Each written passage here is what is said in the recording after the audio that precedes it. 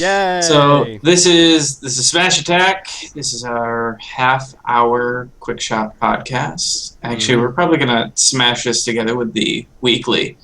We might just do half an hour Smash, half an hour regular podcast. Fine with me.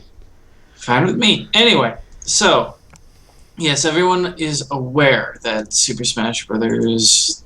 3DS/Wii U has been announced, and that is the official name. So, first off, how do you feel about that as a name?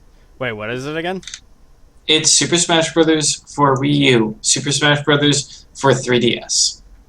Yeah, I don't know. It's kind of weak, I guess, but it's all because of the whole thing where they want to release it for both platforms.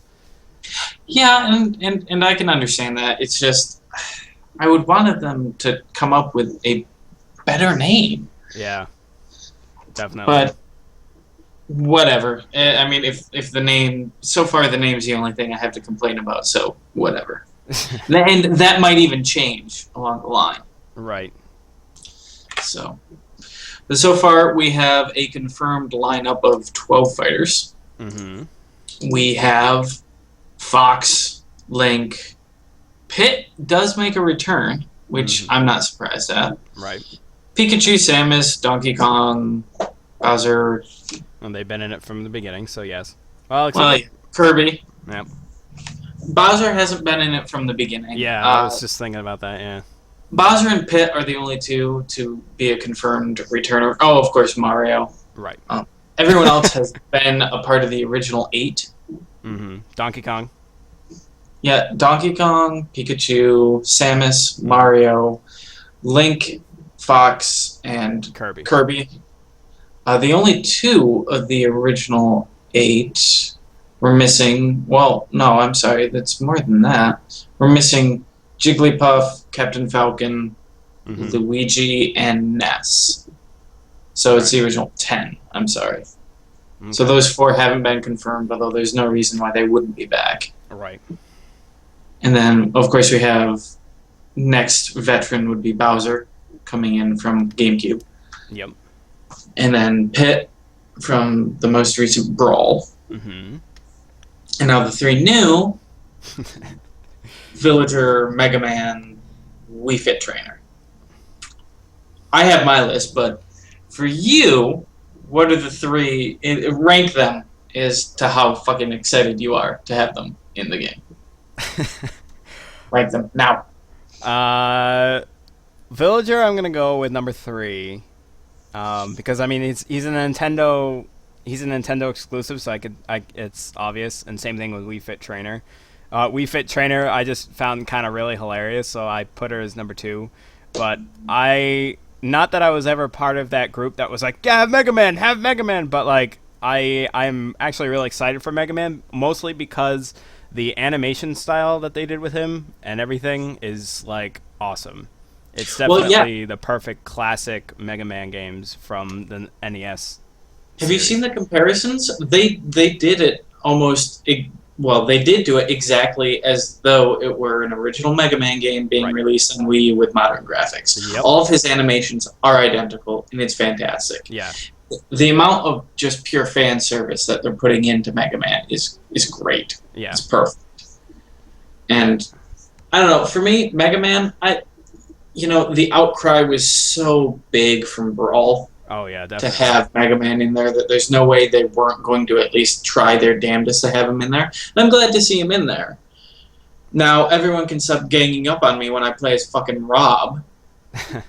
Because there were people that we played with in college that as soon as I picked Rob, they would gang up on me just because Rob was not Mega Man and because he was the final character announced. They were so angry. But I don't rank Mega Man as my most excited. I actually am putting him down at number 3 because I figured he'd be a shoo-in this time around. I would have to put the Animal Crossing Villager as number 2 because I fucking love weird characters that don't really belong, and that's why Wii Fit Trainer is my number 1. She is gonna be fucking incredible. It's absolutely hilarious that she was actually considered. Yeah. is actually put in. I fucking love it. I love crazy characters like that, and I'm really hoping, although I don't have high hopes, but I'd really like to see Phoenix Wright later on. Yeah. If Capcom is pitching in for this, then we should definitely see some more Capcom characters in there. Probably like Well, yeah, I would say maybe one or two more, but that's like about it. But then again, the, I mean, yeah, because when Snake was in Brawl, I mean they only had Sonic as the next person, so um, there was only like two third party exactly, people. and that's why. And Sakurai himself has said that he's very, very conscious of this is a Nintendo game primarily. So third-party characters are really low priority. He's very careful about who they select with that. Right. I would love to see Phoenix, but I don't think I will. Yeah. I would like to keep them. I would like to see Sonic come back because of the new partnership with Nintendo and Sega. Mm-hmm. I'm counting Sonic, at least from here on out, more or less an exclusive because I've got 6 exclusive games coming to them, so there's no reason it wouldn't be. Right. I would like to see Snake return. Yeah. Maybe like a Metal Gear 5 Snake, because if you remember, Metal Gear 4's Metal Gears were in Brawl, which came out long before Metal Gear 4 did. No, that's true. Yeah. Yeah, So because I they had think, the geckos. Yeah. yeah, the geckos would burst out before the geckos were even really. Well, no, I'm sorry. It was before 4 came out, Mm-hmm. but it was still the first game to have geckos. Smash. Yeah. But there's an interesting rumor I heard with Reggie had commented to Sakurai. Hmm. He's like, if you need another combatant, my body is ready. Oh Jesus. I as funny as it is, I don't want to see Reggie as a fighter in Yeah. Smash. It would be funny, but I think of it should be more of a joke instead of actual thing because I think a lot of people would be pissed because that's a character slot that could have been used. Yeah, yeah, and they said that they're actually really, really tight on characters Yeah. this time around because they have to design for the 3DS as well. Which is a shame, honestly, because I don't know. I don't really agree with the fact that that all characters are going to be in both systems. I think it should have like I understand that the whole level thing, like the stages are different between the two, Yeah, that's cool. I like but that. yeah, I mean that's fine, but I don't know. I felt like maybe some exclusive characters should be on like the 3DS, like and then some other ones should be on the console and Wii I U. would be completely fine with Phoenix Wright being a 3DS exclusive because he's only been a portable character. Right. He's never had a major console release in the States. Yeah. But in the fact that there isn't cross-platform play, if there was, I would be understanding of having the character roster like that. Right. On the one hand, yes, it's portable Smash. Awesome. I'm definitely buying both copies. Mm. But on the other hand, it's like, come the fuck on. I would love to see you take full advantage of the hardware and deliver the largest, most fan-based roster available. Yeah. But there's also a lot of complications that come along with that because every time you introduce a new character, you also have to cross-reference all of that character's actions and animations and attacks across all other characters. Right. So every time you add one new character, you're increasing your workload exponentially. No, that's true. So I can understand from their standpoint where they want to really keep it a small, tight group. Mm-hmm. But I would like to see them return with just as many characters from Brawl. Maybe not the same characters, but just as many. Well, that's also been Nintendo's thing is they've always been all about quality over quantity. Yeah, So when's the last time you played a buggy Nintendo game? yeah, um, Fucking never. yeah, pretty much. When it's released, it's released. I don't think I've ever come across anything where it required patches or whatever. I except for maybe some of the Wii U games, but still, like some of those are, I don't know. There was actually one.